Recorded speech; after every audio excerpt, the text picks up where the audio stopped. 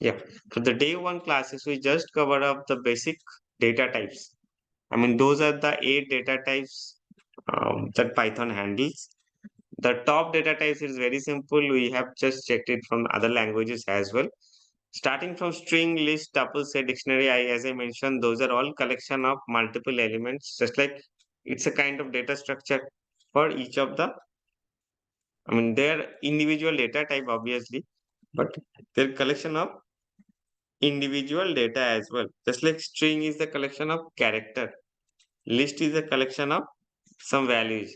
So I'll be just going through with the, I mean, emphasizing with each of the data types on the below because those are very much useful Mhm. when we will be learning pandas or any other, I mean, important aspect of Python. Okay. So specifically list, dictionary, those are very much important. So I'll be just focusing on top of these two. Okay. Let's quickly learn built-in function. Okay, before starting the thing, let me just cover up what is f string. I did not cover the same thing the last day. F string means, okay, last we learned that there are some inbuilt functions available in Python, just like print function. We have used print function in last working day. Within print, if we just put anything, if we just want to print any character, then we need to print this thing within a quote or within double quote. Anything we can do, just like good evening. Okay, I'm just running this thing so we can get the proper output. So print is the inbuilt functions available in Python interpreter that will be helping us to print whatever I'm trying, I mean passing over here, the same thing should be printed over here. Okay, so if we want to print an integer value or float value, we can directly put that value.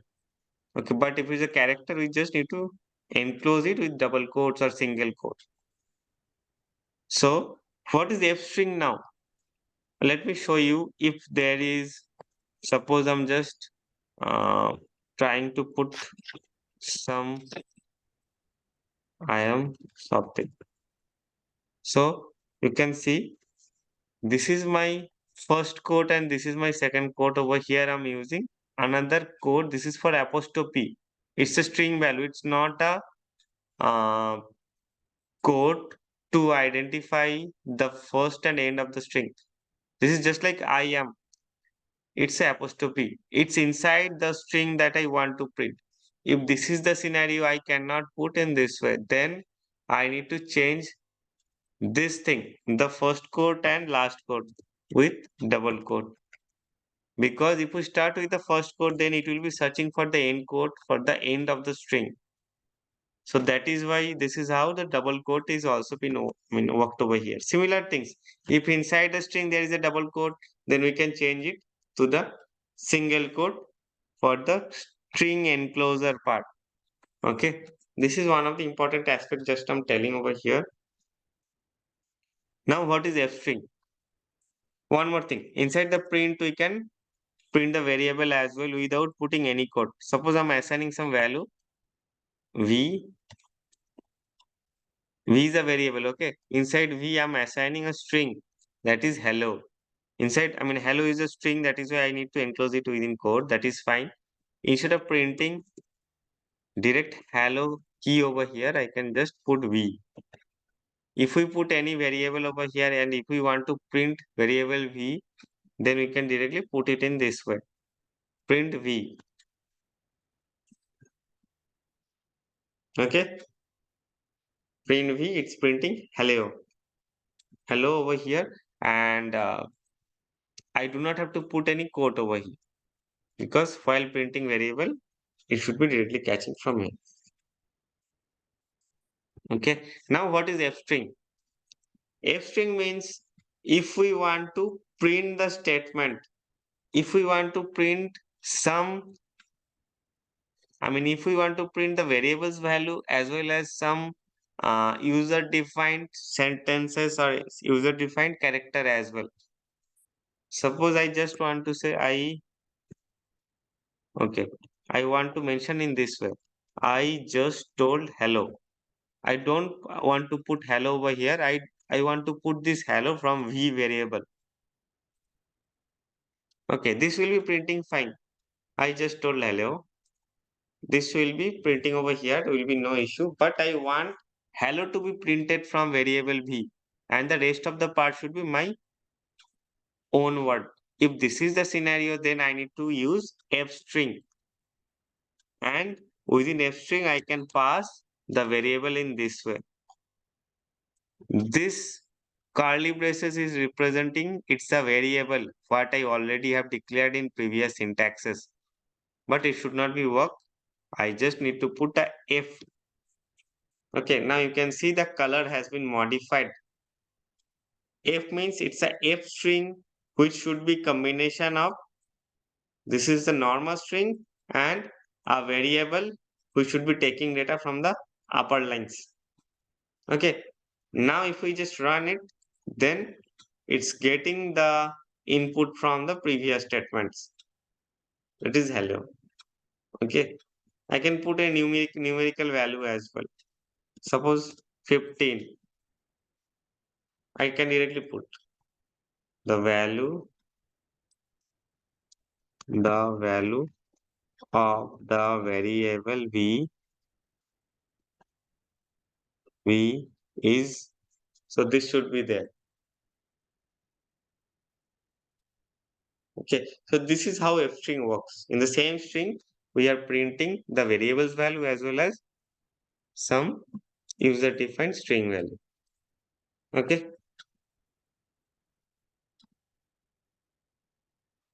I hope there is no doubt. This is called f string. Now I'm directly inside the string data type. So within string data type, okay, let me create another variable. Suppose v is fine, no issue. Inside v, I'm just printing. Okay, good evening, it's fine, no issue. So this is a string I just declare. So I told you there is another inbuilt function available called type, which should be helping me. What is the data type of the variable? That thing we also worked in last session. Type of v. Let me print this. Okay, print of type of v. Let me just cut it from here. I just paste it over there. Okay, print type of v. Class is string.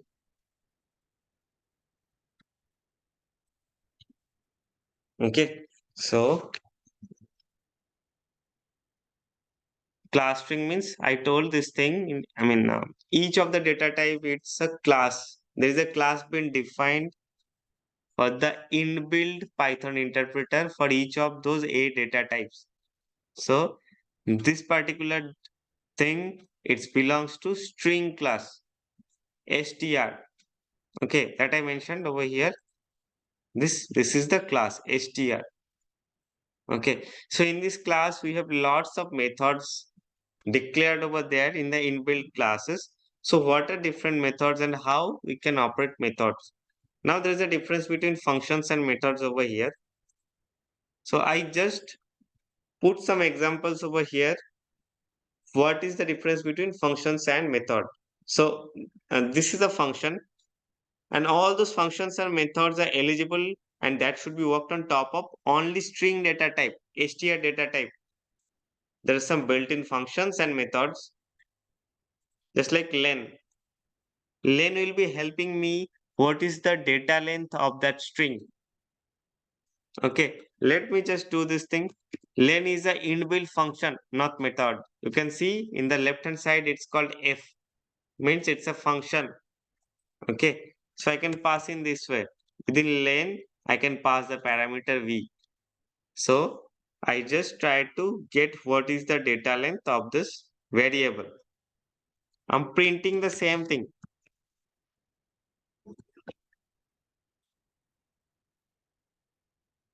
I'm getting the output 12. That means the data length of this v is 12.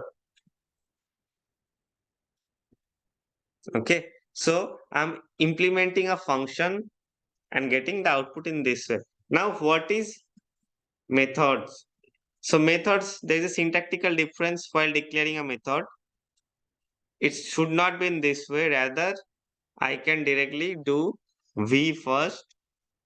I mean the string name first. Just put a dot there. Okay. So after putting the dot, you can see all the available things there. I mean, those are showing over here. You can see m is written over here. That is called method. All those methods are declared in the inbuilt class, that is string class. Just put v dot, and I'm just getting one example over here, just like upper. Actually, if I put upper, there should not be. Okay, let's see what should be the thing. I'm printing the result over here. Print is the inbuilt function that should be enclosed the parameter. That is fine. So this upper is updating all the element of the string. It's updating every alphabet to capital one in uppercase. So this is the work of that particular method. It will be reading each of the elements from the string, and it will be updating every elements, converting it to either it's a smaller case, either is a capital case. It will be taking both of the cases and converting into capital cases only. Okay. There is a capitalize. Similarly, I mean, all the other things, I just put a dot there. If it's a method, then the main things on top of which it will be working, maybe it's a string dot upper, string dot capitalize, string dot find, string dot replace. So those are different methods. How the other thing should be work? Capitalize. Actually, capitalize, I think we cannot check any new thing over here, because capitalize will just make it capital for the first alphabet. I'm just updating good should be GOOD.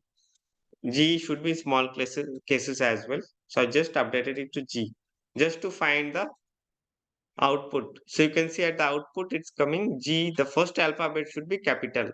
So this is how the capitalize should work. It will be checking the string and it will convert the first alphabet, the caps one.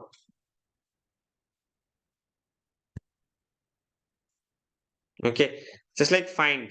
I can find. Okay, I'm just replacing capitalize with find. What is find? Find, inside find we need to pass some other parameters as well. I can find, suppose, the place of G. Okay, I found some question. Is there a way to capitalize first letter of each word of the sentence? No. If the sentence is been stored in a single variable, then it cannot be.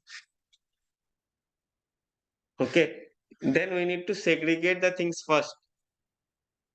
Each word we need to segregate with individual variables, and then we can just do capitalize for each of the variables.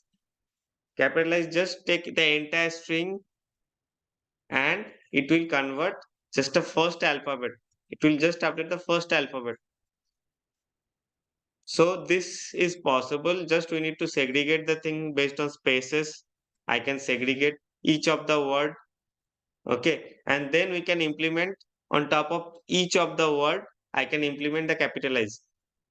Okay. But yeah, now it's correct. By using a loop function over there, I can calculate the space and I can eliminate each of the words from there. Okay. And after segregating the things by words, then we can implement on top of each word, we can implement the capitalize. But on top of the single sentence, if we just implement that capitalize, it should work on the first alphabet only. Okay. Yeah, loop function will be definitely will be learning in tomorrow's session, and then we'll be trying to solve it. There'll be no issue. But in a single sentence, we can, if we just implement the same thing, good evening, suppose I'm putting good evening everyone. So on top of this, it should only update this one on top of this sentence. So rather, I just need to eliminate each of the word and we need to implement the capitalize for each of the word.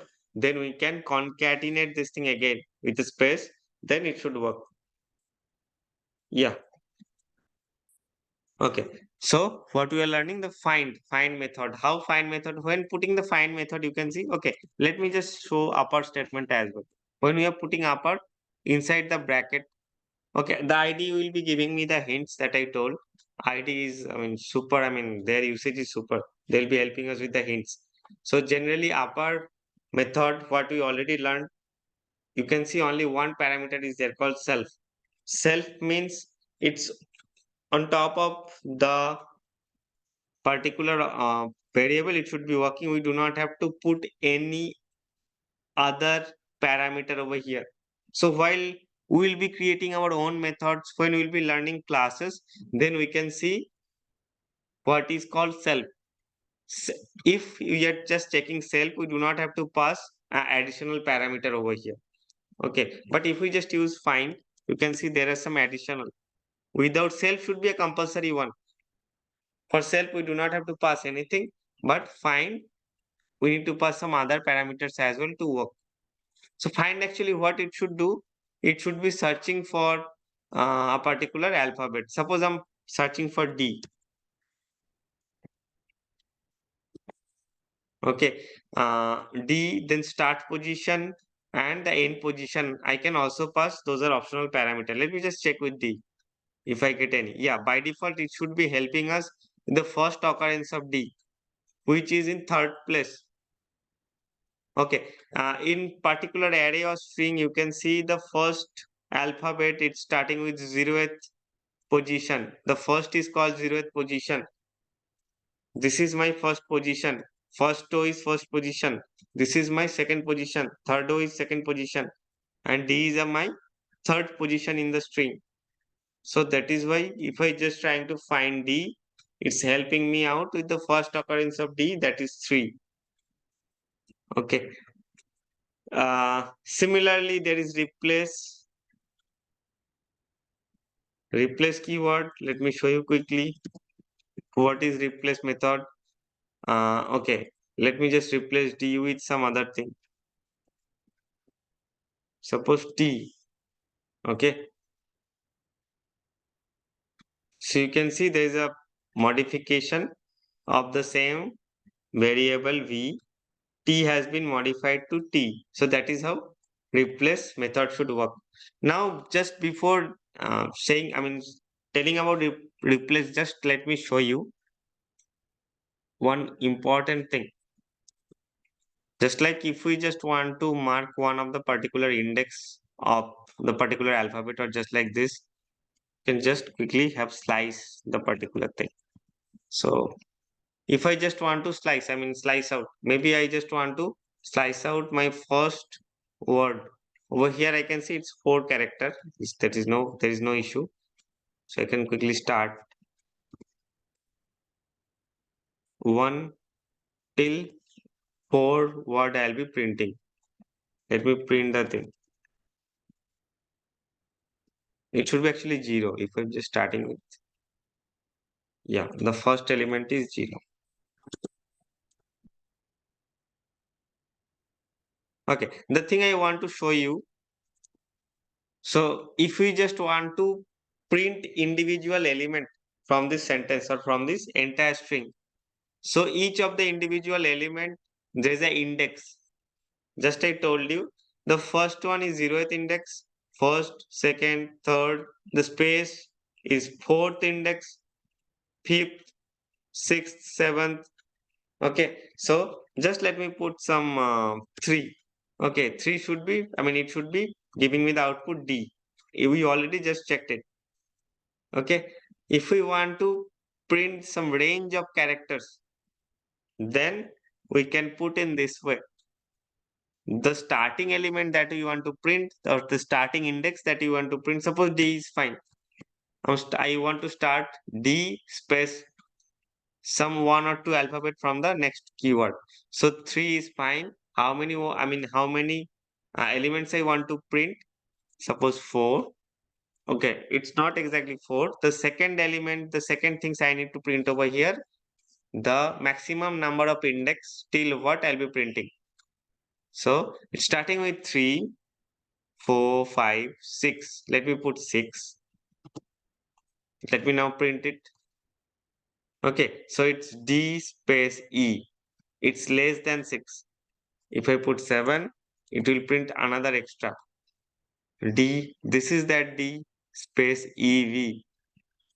Okay, that is how we are slicing the string and we are printing this thing.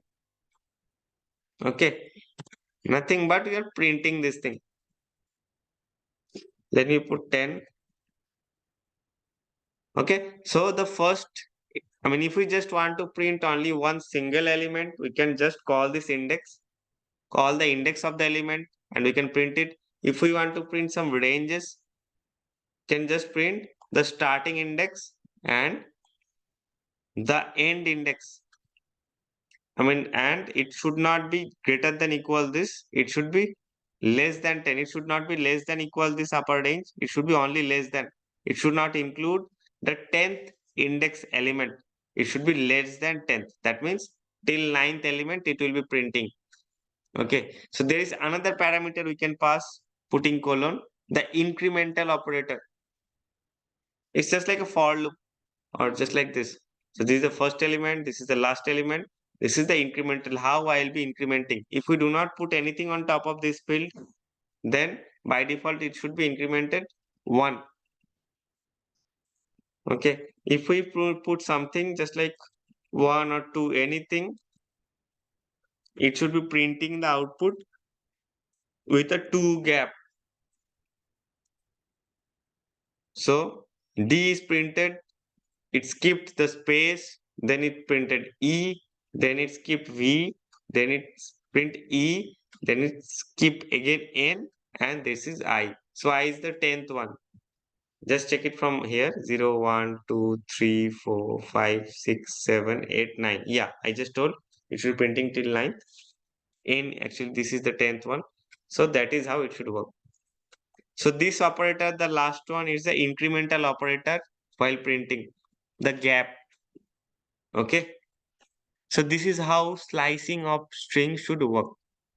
It's called slicing of string. Okay. Okay. Okay. Now let me show you immutability. What is immutability? So just like this is a string data type, if I want to update this string, okay, few times ago I just show you the replace keyword. That is fine. When we are replacing it, a new string was being generated. Let me show you once more time. When we use replace, we replace in this manner. V dot replace. Okay. What we replace that time? We replace D with another key called suppose U. Okay. So that successfully ran. But it's not replacing the existing V. If I just print after this replace, I can print V. You can see V is as it is. There is no change of V. But if we print on top of this, this thing is getting modified. Means it's creating another, this particular thing is creating another temporary string. It's not the same string called V because there is no change in V. Okay, over here D has not been updated. But if we just run this, there is two different print statement. You can see this thing is updated. So while running this operation, it's creating a temporary string again. Rather, I can put another way. Let me just assign this thing in another variable. Suppose s equal this. Okay. Now let me print it. So it's replacing and updating this thing inside the same string. Inside a different string called s. So while implementing this thing, it's not updating the existing string. Rather, it's creating a new string replacing that part. Okay. I hope you can understand this. Okay, now if I just going to update something inside the same string, let's see what happens. Let me discard this thing. Okay, how to update the existing thing? Let's update some existing element. Suppose the first element I want to update, or this element I want to update from D to U directly. So let's do this way. Let's keep this thing. It is my third index field V3. Let's put this thing U. Okay, so I'm updating this D with U, and after that I'm printing V, this statement again. It should be updating this one. If we just update this thing in this manner, the replace was not working, but the existing string replace is updating it's creating a new string, but I want to update the existing string. If I just try to run in this manner, there should be an error, because in the string we cannot update this kind of element. So in Python, there are 8 data types. Some of the data types we cannot update the value in runtime. So string is one of such data type. Once the string is been declared, the same string cannot be updated throughout the code. Okay, if we put any kind of methods, any other operation, it will not be updating the same string. Rather, it will be creating a new string with updating that manner. Okay, so over here I'm trying to update D with U by this item assignment. So the error it's throwing that the string object str object does not support item assignment. That means I cannot update, I cannot assign any item, I cannot append any item over here. So in the existing V, I can create a new thing, but the same V I cannot update. That is the error it's showing. Okay, so that is called immutability. There are few of the data types available. I'll be going through this thing again tomorrow while learning tuple or set or just like this. Today we just plan to complete string, list and dictionary. And tomorrow we'll be covering tuple and set, and then we will be covering the loop part, the particular conditional statement, the user defined function, how we can create our own function. So this thing we'll be learning tomorrow session along with the other data types what are left over. Okay. So what things we are learning, that is called immutability. String is a immutability data type. We cannot mutate this data type. It's immutable in nature. So this is how the example works. Okay. So this is all about string. Okay. There are some mathematical functions. Those mainly, we can on top of float data type or integer data type, we can work on this mathematical functions. Let me quickly go through this thing. I should have told this thing earlier. So similar type of things. What we have learned on top of len. Whatever we have used for len is a function. It should be helping us the number of, the data length for the string data type. Similarly, on top of integer or float data type, we can use those absolute functions, roundup functions. What is absolute functions? Let me just declare a variable. It's an integer variable called, suppose, -5. If we just do absolute of on top of this, absolute of v, if I just print the output, it will be taking the absolute value. That should be only 5, not -5. So absolute means the modulus. If we learned already the mathematics, if we learn the modulus stuffs, it will be helping me the same concept. If we just only pass 5, it will be also giving us output 5. So it will only take the mod value. What is plus? It will be returning plus. What is minus? It will be returning as the plus value. Only the mod value or the absolute value. Same way round of a particular function. Suppose you have a floating point data type 5.6. I want to round it up. Just I can use round function there. So it will be rounding off. It's greater than 5.5. The mid of 5 is just increased. That is why 5.6, it's taking the floor value, that is 6. Okay, it's less than 5, just like 5.3 or 5.4. It should be taking the floor value, that is 5. That is how the round function should be work. It should be working in this manner. Okay, there is trigonometric functions. You can use sine, cos, tan, this kind of functions. What you have already learned it. So you can use Python as a mathematical tool as well. Bin means binary. We can convert thing with a binary as well. If we just put bin, so v is a decimal point, 5.3. If we want to convert this thing in binary, it will be helping me the combination of 1 0, the corresponding changes of 5.3. Okay, binary in Python, it will not uh, transfer this binary. I mean, the float, it will not able to convert it. Let me just type some integer, only 5. It has the limitation. So it can convert the binary. 5 has been converted to 101. 0b means binary only.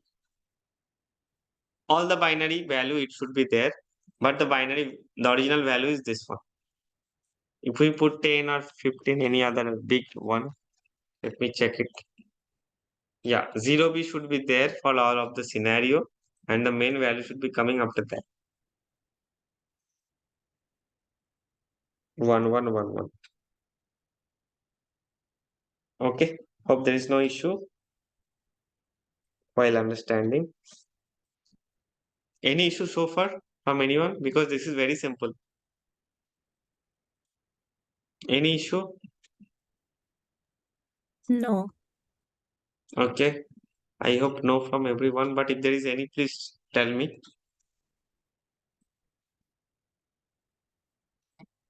Okay. Typecasting. This is also very important. We can update any particular type or data type in this manner. Suppose we have, I just declared a 3 over here.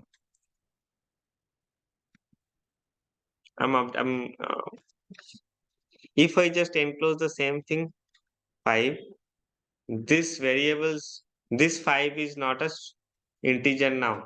I enclosed a quote over there, it should be string data type. Okay, so if I do any kind of mathematical operation, just like the same thing, absolute or modulus or round up, if we do any kind of things, then it should not work, because I have, as I just put a code there, so this variable identified this particular object as string data type. Okay, so if I just going to put absolute v, then it should be throwing an error, because absolute is a mathematical function. Bad operand for absolute for string data type. Okay, if we just eliminate the code, it should be working. Yeah, that is working. Okay, I haven't put a print statement. Let me put a print statement there. Then we can get the output. Yes, but if we just enclose this thing in a quote, it should not work. So to make this thing again in integer form, okay, we can use this kind of conversion, data type conversion. So we can use this function over here, integer of v. I'm just imposing another function called int.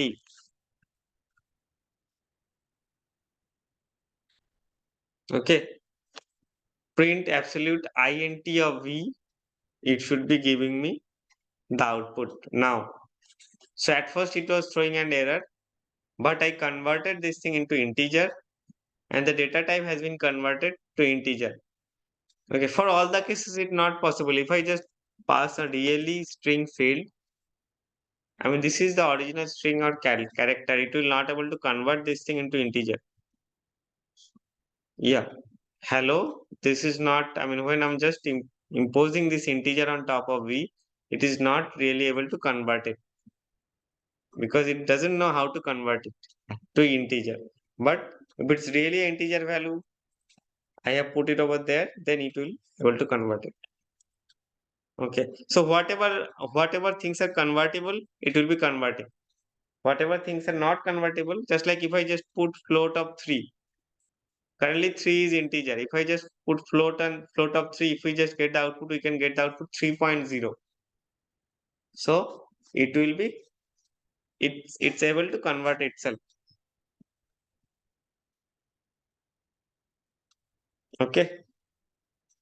So this is how the data type conversion works.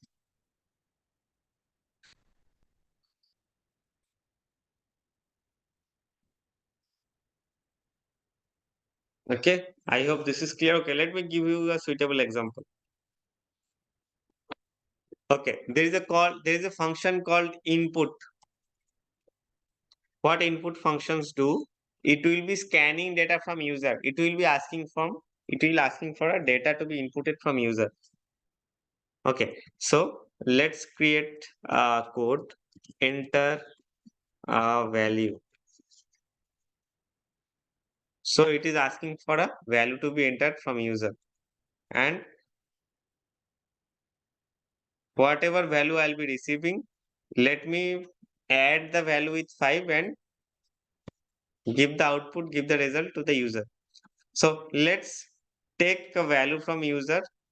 I'll be scanning data from user, and let me put this thing in a variable called v. Okay. Let me print first. Print of v. It should be new statement.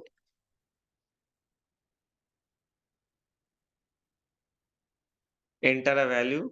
Let me put suppose 10. Okay, so it's printing the value 10. It's returning fine.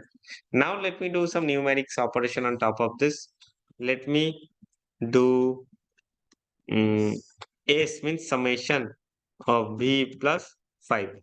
Okay, and I'll be returning only the summation of the thing. Okay, enter a value. Let me put the same value again 10. It's showing an error. Okay, what is the error? Because it's not able to do the addition. Why? Because when I'm putting input functions, it's scanning some data from user, but storing it, while scanning and storing it to a variable, it is storing in string format or string data type. Okay, so input function, whatever it's scanning, it's taking it as a string data type. So I can convert this thing while storing this thing, I can convert it. Suppose the int function, I can impose the int function on top of this. If I just impose this, whatever input I'm receiving, if it's a real number thing, if it's a really number, then it will be converted to integer and storing it to v data type. I mean v variable. Then this thing should be working. Let me just show you one more time. We put 10 and it's giving me the output 15. Okay, now it's able to convert it after putting this int. So this is how the interconversion is working. Interconversions within data types. String, int, float. Okay. It's not only these three, we can also convert from list to dictionary, not list to, I mean list to tuple, list to set, set to list. This kind of thing we can also try, I mean able to convert it. Will we see the thing gradually, maybe tomorrow? Okay. Let's quickly cover list. Dictionary I'll be covering in tomorrow's session. So far, any doubt from anyone? Manisha, is it clear for you? Yeah, it is clear. The other people, I mean, I think all of you, it's clear, correct? If there is any stuck point, please tell me. Okay. Let me quickly go through list. Similar kind of thing. List is also multiple elements we can, I mean, organize the thing in an array. But while declaring the list, we just, okay, let me declare a variable. suppose the same variable v, list should be declared within square bracket. Okay. So within square bracket, I can put suppose 2, 1, 2, 3, anything in this manner. Let me print the output. Let me print the output as well as let me print the data type of v. Print the type functions on top of v. The same thing what we worked on top of string data type. Okay. So it's a list. I'm enclosing it's with a square bracket. That is why it's a list. Okay. Okay. The list can be storing the heterogeneous element as well. So over here, I just put the integer number. I can also put floating point number. Suppose 4.5. It should also work. Okay. I can also include some string as well over here. Suppose hello. The same thing I'm printing.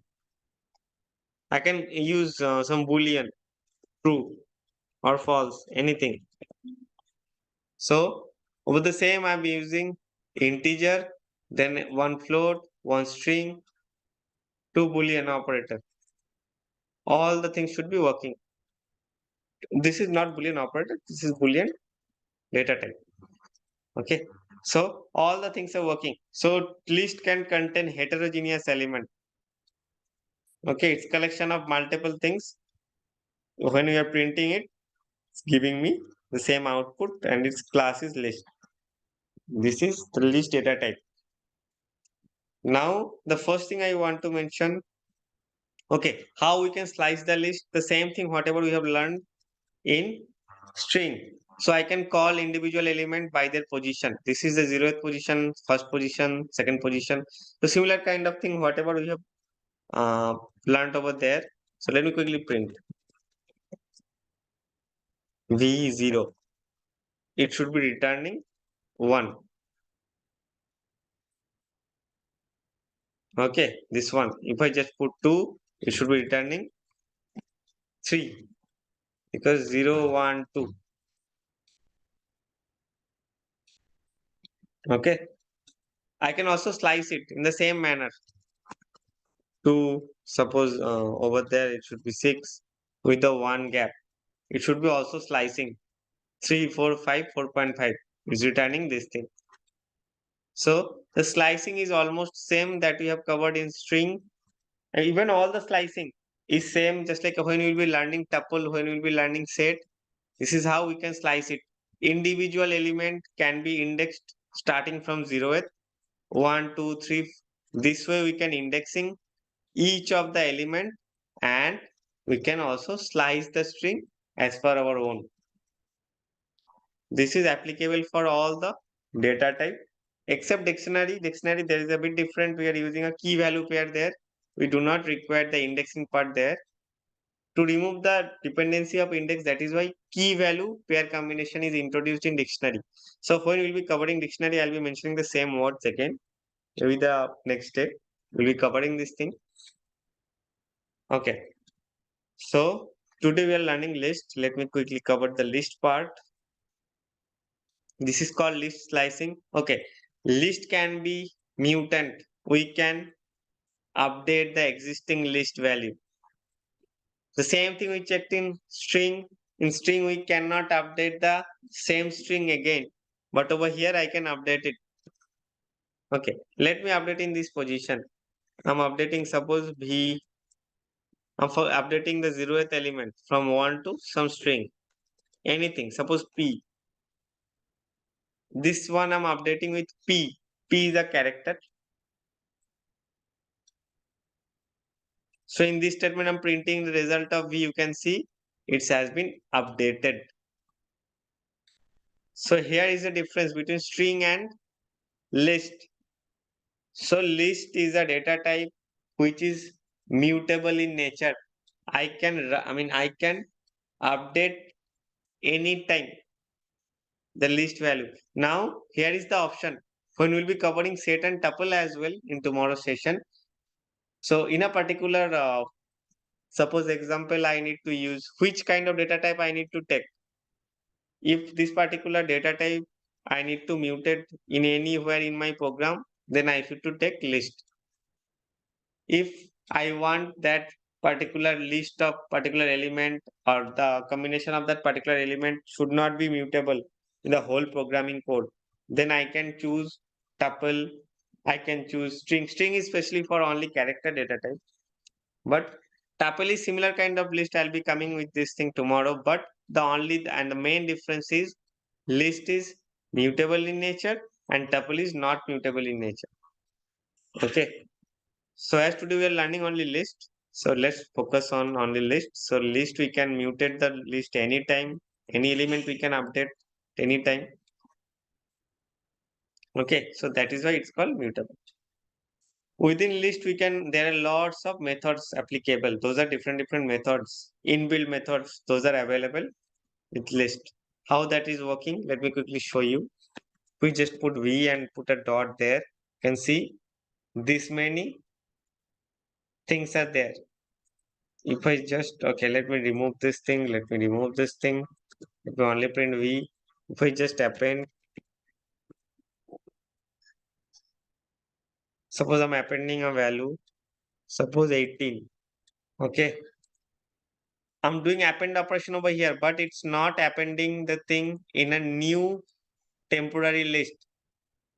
If I'm just putting, suppose another variable called S, assigning this value, if I also print V as well as print S, let me see where is the appended variables goes.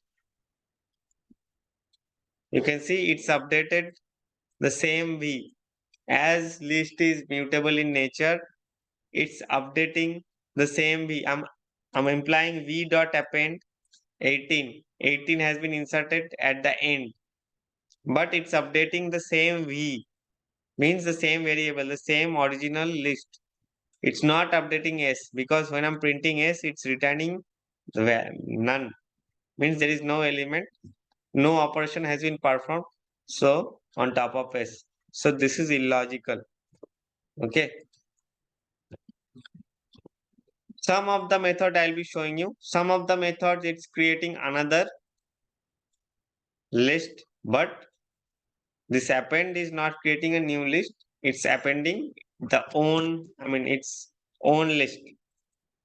Okay. Okay. Insert. Insert means if we just want to insert a particular element for a particular position, you can see insert, there is a self. Self is the default one. Index and object. I can put some index. Suppose 18 I want to insert in fifth index. Means 0, 0, 1, 2, 3, 4, 5. Instead of 4.5, it should be 18. Then 4.5 will be, it should be putting over there. So you can see, yes, 18 has been inserted in fifth position. 0, 1, 2, 3, 4, 5. Then the other things has been shifted. Okay. Now pop. Pop means popping out of element.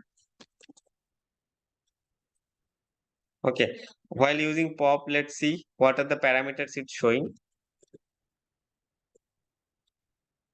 No, it's not showing. Let me just UP. Yeah. So while doing pop, I can mention index. So that particular index should be popped out. I'm putting 3. So it should be popping out third element.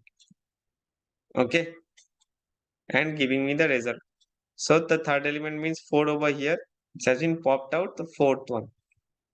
Now if I'm just assigning any value over here, it will be helping me the popped element once. Suppose let me put S over here.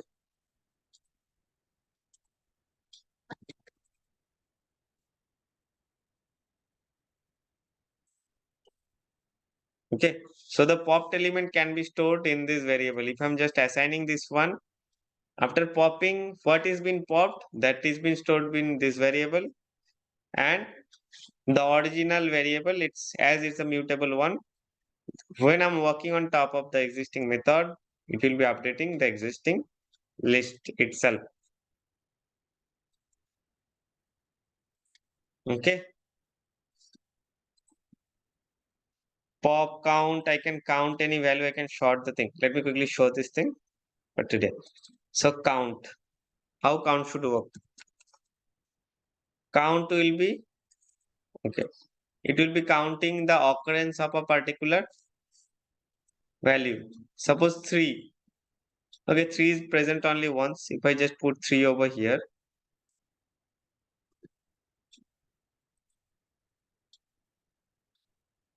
okay, now while determining this kind of count operation, I need to print 7. I mean the S. Sorry, not 7. It will be returning us this thing, and V is the original list. Okay, so 3 is present only once. Let me put another 3 over here, or 2, 3. Okay, so the 3 is present thrice inside the list. So that is how the count works. It will be counting the occurrence of the same element. Okay, that is how count is working. Sort. If we use sort, let's see what happens. Okay, sorting give the output this. Sort takes no positional argument. So is this one? It's showing the error. Okay, sort by default it should be self. So yeah, as I'm putting 3, sort will not take any parameter. Let me check with sort how sort is working. Sort I can put self, key reverse. Key reverse, I mean those are optional. I can simply pass sort over there in this manner.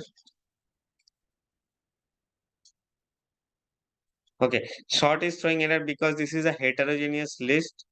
It's not able to identify which should be, I mean, how to sort the result, because there are true, false, there are some string variable as well. So it's not able to sorting it out. So how to sort it? If I just eliminate this thing,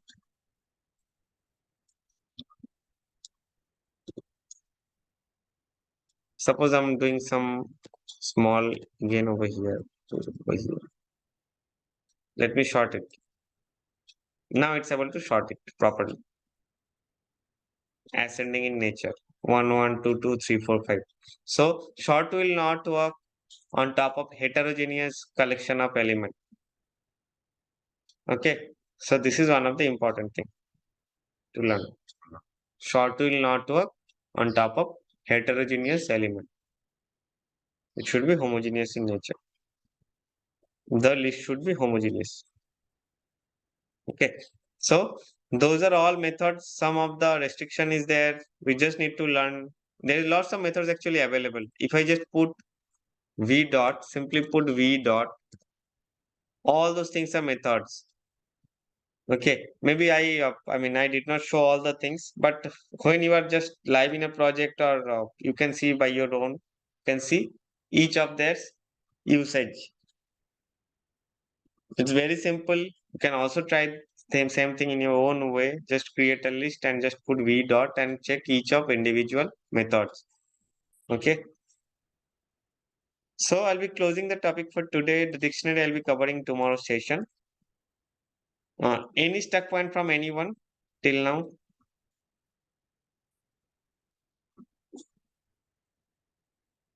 Anyone is having any doubt?